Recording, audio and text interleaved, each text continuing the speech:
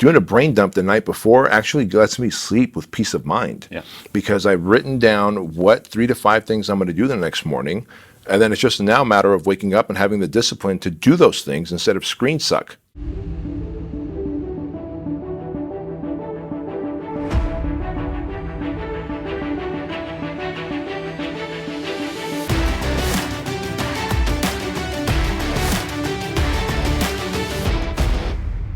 Bedros, do you remember 10 years ago your morning routine? 10 years ago, I do remember my morning routine. It sucked. What was it?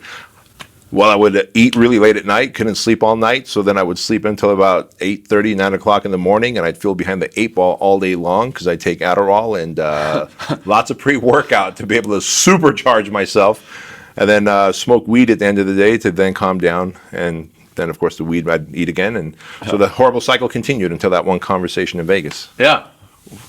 It was Vegas? We were walking through the Bellagio Hotel, specifically. I remember going to one of our masterminds, and you were like, hey, have you tried waking up early? And I was like, who the fuck are you? What? Yeah. And then that led to like, don't eat late at night. Have you tried eating at 5 o'clock? Yeah. It was profound. It was before you wrote your book. Yeah. And simple change, but very important, very valuable. And now you've got a morning routine where I'm like, dang, I got to step up my game a little bit here. So walk us through what it is now. Yeah, so my morning's routine, actually it's even changed since writing Man Up in 2018. And you and I were talking offline before everything started rolling here. Like, as you grow in life, businesses expand, you have more leaders in place, your composition changes. Like, I used to not be gluten didn't bother me. Now I drink a couple of beers and gluten bothers me. I mean, it's like everything changes, right? And so I'm in a phase of life where I like staying awake late at night with my wife and kids, watching a couple episodes of whatever. We're currently watching Breaking Bad. Finally, the whole world's watched Breaking Bad, and we're watching it now. But I don't need to wake up like. Well, you couldn't watch it with Chloe when she was 11. Yeah. But all this to say that nowadays I get to sleep in a little longer, right? I get to sleep until like 5:30, 6 o'clock, which is still early by most people's accounts. But I used to wake up at 4:30 a few years ago.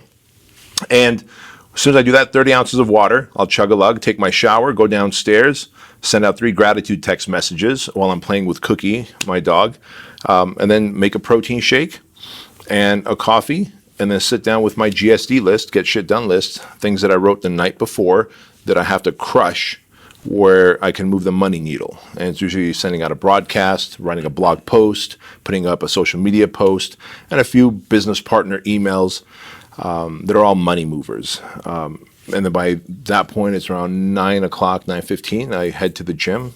I'm BK strength by 9:30 in the morning, crush a 1-hour workout, go get in a 5-mile walk/jog, and then I'm here at HQ by 11:30 or 12. Okay.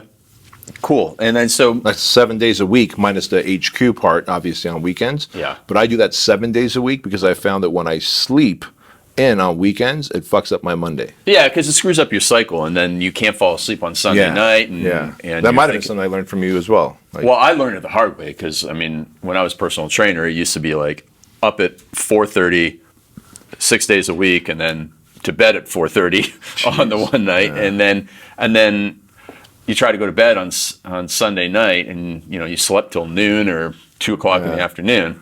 It was horrible. I think the last time we talked about this, our audience is bigger and newer now, but they probably don't know what a party animal you were. Like, everyone probably knows the structured Craig Ballantyne, but I've seen you shotgunning Red Bull and beer back to back. Oh, no, I don't. But I was able to do that at one point, and it was obviously very stupid.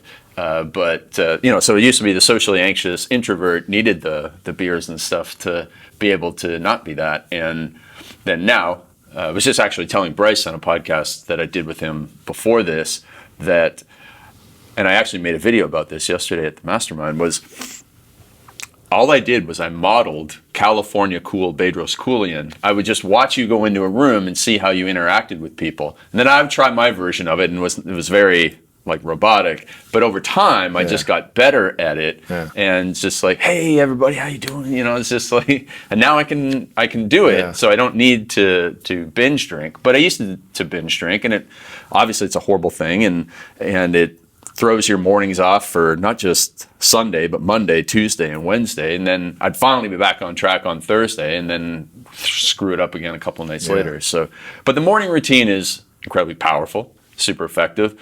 And what did it allow you to do in addition to reducing your stress, obviously? But what were some of the changes that it allowed you to make? And then what mistakes do you still see people making today? The biggest thing for me was that the morning overwhelm. Everybody who has any kind of leadership role, if you own a business, you're starting a business, you're self-managed, you got a lot of overwhelm in the morning because you're like, shit, I got a lot to do. Well, okay, if you actually slept on time, where you can get a good 7 hours of sleep, and then if you made a list of the things you needed to do the next morning so you don't have to sit there and make a list while you're overwhelmed. Right. Like, my best thinking never happens when I'm overwhelmed. Right. So, in fact, if you do a brain dump the night before, and so that's one thing I got, one of the many things I got from you when we talked about morning routines and how I should run mine, doing a brain dump the night before actually lets me sleep with peace of mind. Yeah. Because I've written down what 3 to 5 things I'm going to do the next morning. And then it's just now a matter of waking up and having the discipline to do those things instead of screen suck. Yeah. And there's the other thing, because if you're waking up and you're overwhelmed and you're a bit anxious and stressed, then you start looking for filler stuff to do. So while I think about what to do, let me just go on Facebook and Instagram and YouTube. Yeah. And now you get stuck in this cycle of social media. Before you know it, an hour or two has gone by, which doesn't mean you've been productive. It just gives you a greater sense, a heightened sense of overwhelm. And now you feel like, well, I'm not good enough, and I can't even have credibility with myself because I wanted to get up and work, but I've killed an hour and a half watching social media. And, the self-beating up begins. Yeah. And that was my cycle. And so for me, it's just structure, structure, structure. And when I'm structured, I have virtually no anxiety, no overwhelm. When I lose structure, like this past weekend, we were in, I was going to come and join you guys at the $100 million mastermind and hang out there with you guys. Dan and Joel invited me, but I was in Portland at an event. But because I was at an event, my morning routine was off. Yeah. I was working out at a gym that was like 7 miles away.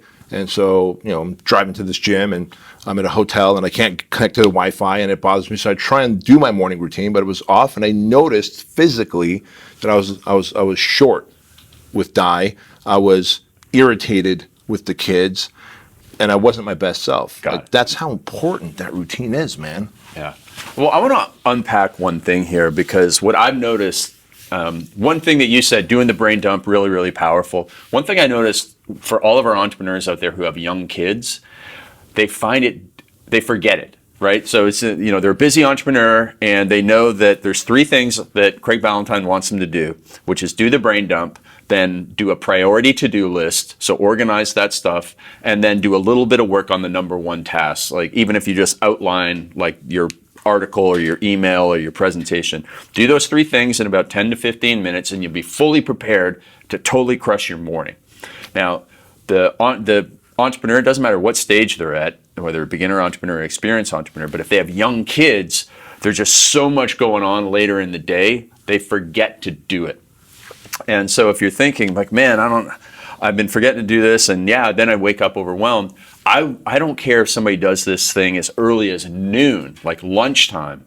Like, just don't forget to do it. Better to be early than to not do it at all. Mm-hmm. But to what Bedros said, like if you're doing your to-do list in the morning, you're already too late. This is the time of day when you have the greatest discipline, willpower, and intention of any time of the day. And I believe it's when you have your greatest productivity and your creativity. And if you're figuring out what to do during that time, it's like making a grocery list at that time. It's not a very good use of your time.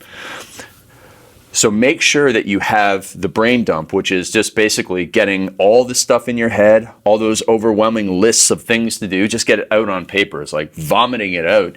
And right away, you'll feel like, just a lot of relief. I literally started sleeping better because of that. By doing that the night because then those thoughts aren't racing around in your head all night long. And so if you're having trouble falling asleep, it's because you haven't gotten that stuff out of your head.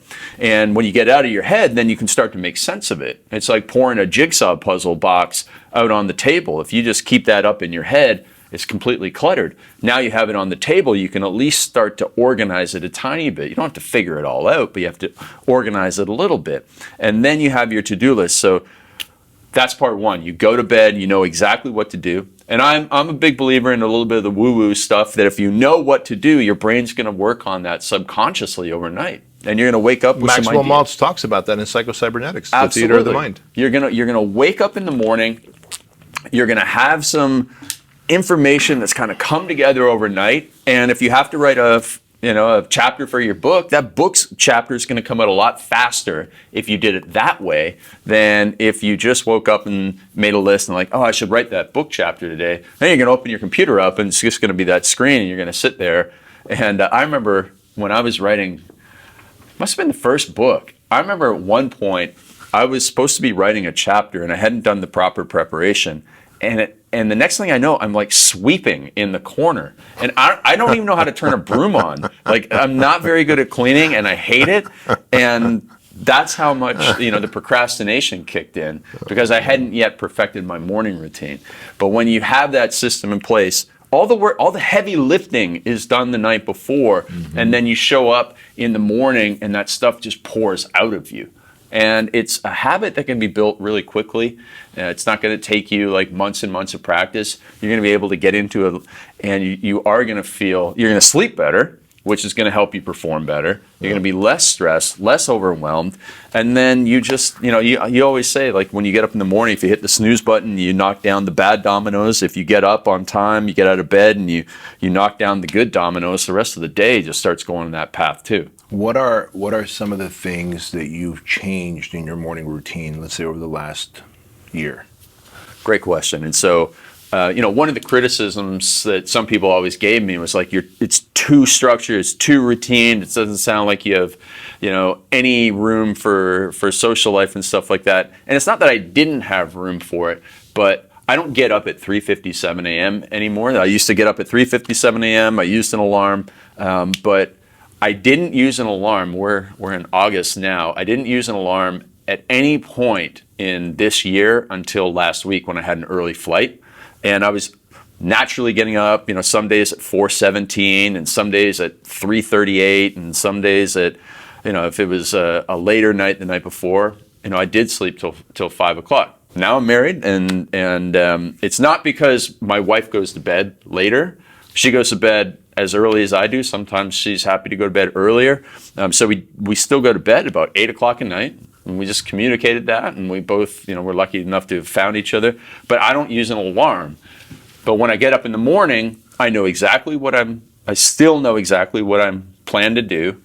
And the other thing that has changed over the years is I moved from a maker schedule to more of a manager schedule, just by the business growth and the way that my business has changed. I'm no longer writing books or email copy or sales copy in the morning. Instead, I'm preparing for the coaching sessions that I'm going to do with people. I'm preparing. Sometimes I write video scripts, but most of the time it's not writing in the morning. Instead, it's preparing for people, and I take calls a lot earlier than I do.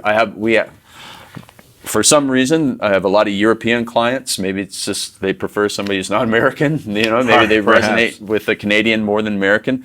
So I have a lot of clients, even in Eastern Europe. So that's like 9 hours ahead of West Coast time. Mm-hmm. So I'm taking calls sometimes as early as 5:30, 6 o'clock in the morning before my wife gets up, and we hang out and take the dog out and stuff like that. So the work is done a little bit different, but the same principles are there. The same foundational rules are there. What do you eat in the morning? Like, because I found what you eat, or maybe even don't eat, makes a huge difference. Like I keep protein shake, 0 carbs, 0 sugar, because I feel lighter and like 0 fog.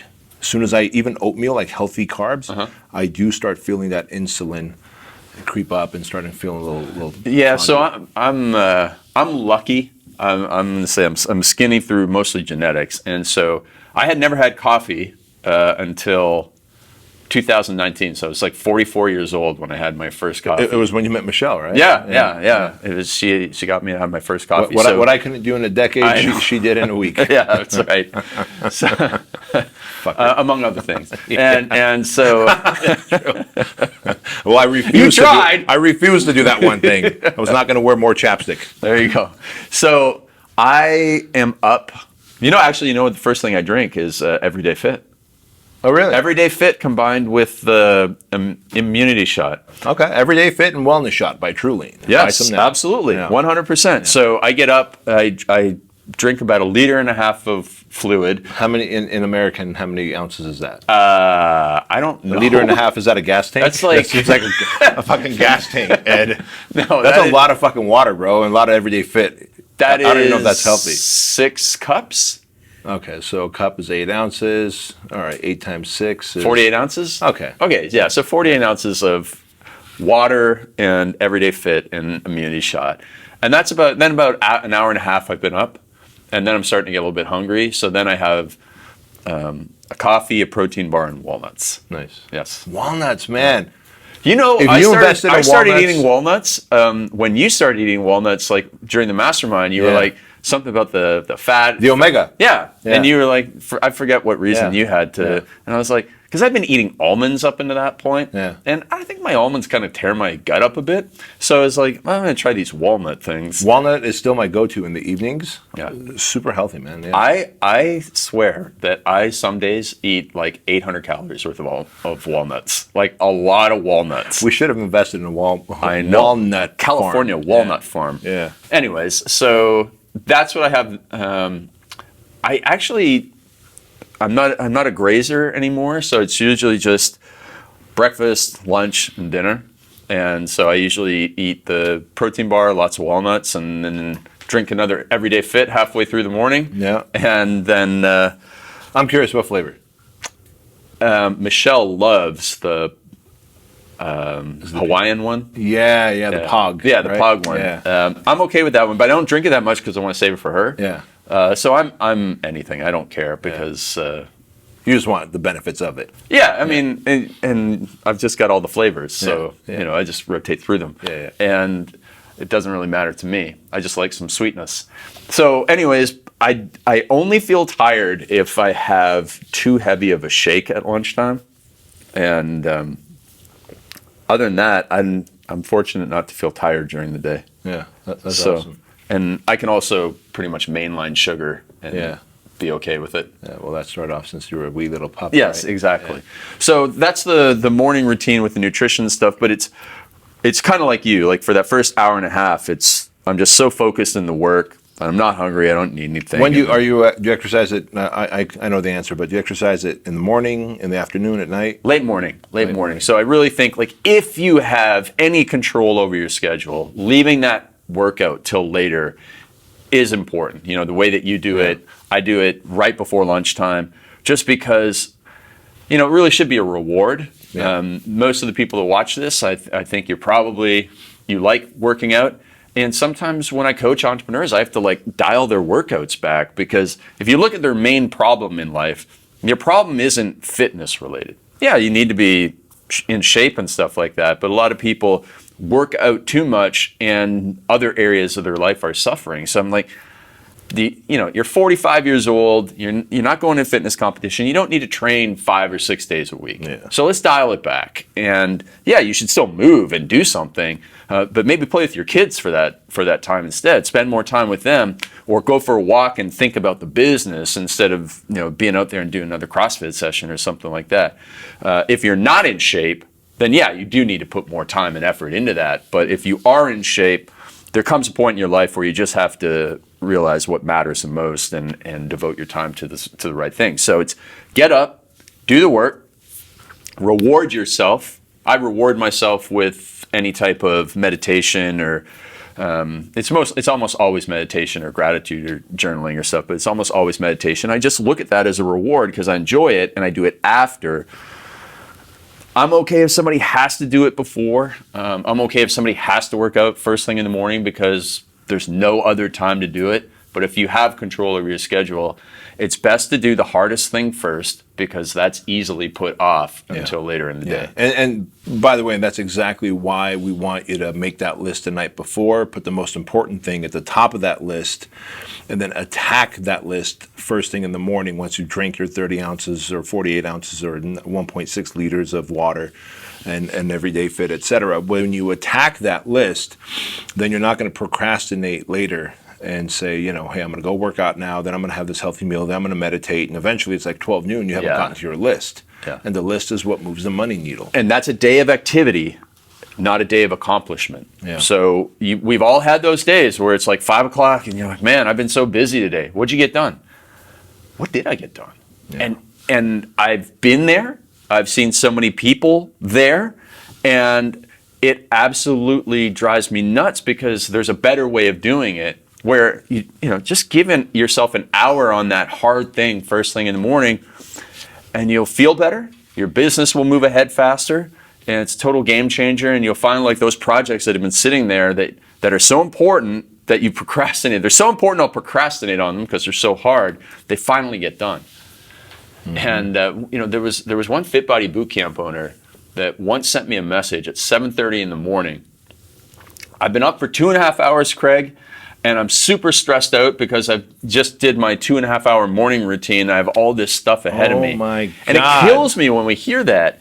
And we get these emails all the time from people who are like, I've been in this program and that program, and I like doing it, but I never got anything done. Yeah. 5 years I've been doing this routine and my business hasn't grown. And then I switched over to doing the hardest thing first, and we've had huge success in a short amount of time.